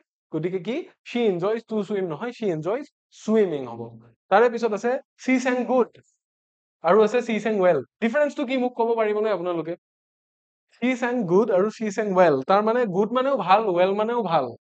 এতিয়া কথাটো হ'ল মই ভালে আছো এইটো এটা বেলেগ, মই ভালকে কামখিনি কৰিছো এইটো এটা বেলেগ, আকৌ এই যিটো গোন্ধ এই গোন্ধটো ভাল। যেনিবা মোৰ বন্ধু এজন আছে, পিংকুৱে চোলা এটা পিন্ধি আছে, চোলাটো ভাল, তেতিয়া কি হ'ব? চোলাটোৰ কোৱালিটিটো মই কি কৰিছো? ডেছক্ৰাইব কৰিছো। ইয়াতে কি কৰিছো? এই যিটো চেং দিয়া হৈছে এইটো কি? এইটো এটা ভাৰ্ব। মই যদি ভাৰ্ব এটাৰ কোৱালিটি ডেছক্ৰাইব কৰো, ভাৰ্ব এটাৰ কোৱালিটি কিহে ডেছক্ৰাইব কৰে? এডভাৰ্বে ডেছক্ৰাইব কৰে। গুডটো কি? এডভাৰ্ব নেকি? গুডটো এডভাৰ্ব নহয়, গুডটো এডজেক্টিভ। গতিকে ডেফিনেটলি ভাৰ্ব যদি থাকে তেতিয়া কি হ'ব? হাৰ ভইচ যদি মই ক'লোহেঁতেন, তাইৰ ভইচ নাউন, সেই নাউনটোক যদি মই ডেছক্ৰাইব কৰিলোহেঁতেন, নাউনৰ কোৱালিটিটো যদি বুজালোহেঁতেন, তেতিয়াহ'লে কি হ'লহেঁতেন? হাৰ ভইচ ইজ ৱেল বুলি ক'ব নোৱাৰো, হাৰ ভইচ ইজ গুড। কিন্তু তাই গান গোৱা কথাটোৰ কথা কৈছে, যে গান কেনেকে গাইছে? দ্য মেনাৰ অফ কি? দি এডজেক্টিভ এডভাৰ্ব অফ মেনাৰ থাকে নহয়, তাই কি কৰে? ভাল গায়, যে গান গোৱা কথাটোকহে কোৱালিফাই কৰিছে, যে তাই গান গোৱা যিটো ভাৰ্ব আছে সেই ভাৰ্বটোক কোৱালিফাই কৰিছে। গতিকে এইটো কি? ওপৰত থকাটো হৈছে এডজেক্টিভ, গুডটো হৈছে এডজেক্টিভ। আৰু যেতিয়া ভাৰ্ব এটা থাকিব, ভাৰ্বৰ শেষত কি থাকিব লাগিব? এডভাৰ্ব থাকিব লাগিব। ভাৰ্বক এডজেক্টিভে কোৱালিফাই নকৰে, ৰাইট? সেইটোৱে। তুমি ভাল লিখা বুলি যদি কৈছে, তাৰমানে তুমি ভাল বস্তু লিখিছা সেইটো কোৱা নাই, তুমি ভালদৰে লিখা সেইটোহে কৈছে, ঠিক আছে? গতিকে কি লাগিব? ইয়াতে এডভাৰ্ব লাগিব, সেইকাৰণে she sang good নহয়, she sang well হ'ব, ৰাইট? এতিয়া I am good আৰু I am well, ইয়াৰে ডিফাৰেন্সটো কি? I am well মানে মই ভালে আছো, আৰু I am good মানে হৈছে মই ভাল, মোৰ কোৱালিটি, মই ভাল ল'ৰা, তেতিয়া I am good, ৰাইট? আৰু মই ভালে আছো বুজাব লাগিলে I am well বুলি কোৱা যায় সাধাৰণতে, ৰাইট? অলপ অলপ ডিফাৰেন্স আছে, কিন্তু এইখিনি মন কৰিবলগীয়া। চ' আজিলৈকে ইমানেই। আপোনালোক যদিহে আমাৰ সৈতে টেলিগ্ৰামত জড়িত হোৱা নাই, তেতিয়াহ'লে অতি সোনকালে জড়িত হ'ব বুলি আশা ৰাখিছো। দুটা QR কোড আপোনালোকে আপোনালোকৰ স্ক্ৰীনত দেখিবলৈ পাইছে। ইয়াৰে বাওঁফালে থকা QR কোড, সেউজীয়া QR কোডটো হৈছে আমাৰ কুহিপাত অফিচিয়েল টেলিগ্ৰাম চেনেলটোৰ QR কোড। আপোনালোকে সেইটো স্কেন কৰি আমাৰ টেলিগ্ৰাম চেনেলত জইন কৰিব পাৰে। জইন কৰিলে আপোনালোকে আমাৰ প্ৰতিটো কোৰ্চ, আমাৰ প্ৰতিটো ক্লাছৰ বিষয়ে বিনামূলীয়াকৈ গম পাই থাকিব, আপডেটসমূহ পাই থাকিব। আৰু স্ক্ৰীনৰ সোঁফালে এটা গোলপীয়া আৰু বেগুনীয়া শ্বেড থকা QR কোড দেখিবলৈ পাইছে, যিটো মোৰ নিজা চেনেল অৰ্থাৎ ইমন ছাৰ টিচেজৰ QR কোড। ইয়াতে জইন কৰি আপোনালোকে মোৰ পৰা কিছুমান ফ্ৰী কিছুমান কুৱেশ্যন আনচাৰ্ছ আপোনালোকে পাব পাৰে, গ্ৰামাৰৰ হেক কিছুমান পাব পাৰে, লগতে মোৰ ইউটিউব ক্লাছসমূহ, আৰু লগতে এই যিটো ক্লাছ হ'ল ইয়াৰে PDF টো যদি আপোনালোকে চাব বিচাৰে, তেতিয়াহ'লে তাতে আপোনালোকে লাভ কৰিব। চ' টেলিগ্ৰাম চেনেল কেইটাত অতি শীঘ্ৰে জইন কৰিব বুলি মই আশা ৰাখিছো। বেছিকে কৈ নাথাকো, এটা স্ক্ৰীনশ্বট ল'ব পাৰে, যিহেতু ইউটিউব ক্লাছ, গতিকে আপোনালোকে স্ক্ৰীনশ্বট এটা ল'ব পাৰে। তাৰে পিছত অহাটো ক্লাছত আমি আৰু কিছুমান কমন এৰৰ্ছ লৈ আনিম, আৰু এনেকুৱা ক্লাছ হৈ থাকিব। গতিকে আপোনালোকৰ যেতিয়ালৈ এক্সামবিলাক শেষ হৈ নাযায়, যেতিয়ালৈ এক্সাম চলি থাকে, তেতিয়ালৈ আমিও এনেকে পঢ়ুৱাই থাকিম। আশা ৰাখিছো এইখিনি বস্তু আপোনালোকৰ কাৰণে ইউজফুল হ'ল। যদি ক্লাছটো চাই ভাল পালে, তেতিয়াহ'লে লাইক কৰিব, শ্বেয়াৰ কৰিব আপোনালোকৰ লগৰ যিসকলে পৰীক্ষা দিয়ে তেওঁলোকৰ ওচৰত। আমাৰ চেনেলটো যদি প্ৰথমবাৰ আহিছে, তেতিয়াহ'লে চেনেলটো ছাবস্ক্ৰাইব কৰিবলৈ নাপাহৰিব। ইয়াৰে পিছৰ ক্লাছত আপোনালোক আটাইকে পুনৰ লগ পাম বুলি আশা ৰাখিছো। তেতিয়ালৈকে টেক কেয়াৰ আৰু বাই বাই।